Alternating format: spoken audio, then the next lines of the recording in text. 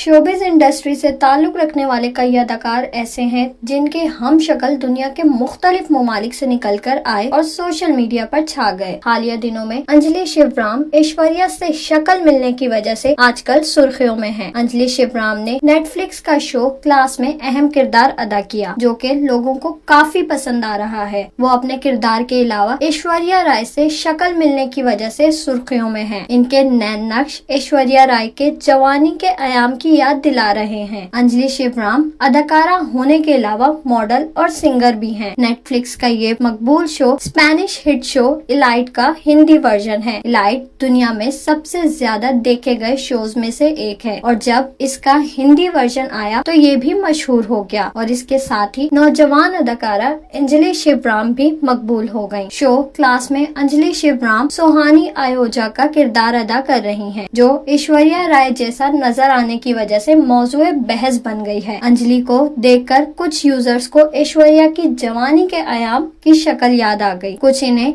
स्नेहा जैसी बता रहे हैं, जो सलमान खान के साथ Lucky no time for love film में नजर आई। वहीं कुछ ऐसे भी लोग हैं जिन्हें अंजलि की शक्ल में ऐश्वर्या राय और दीपिका पादुकोण की झलक नजर आ रही है। विजिट करो अवामी आवाज़ मीडिया ग्रुप की वेबसाइट awamiawaz.pk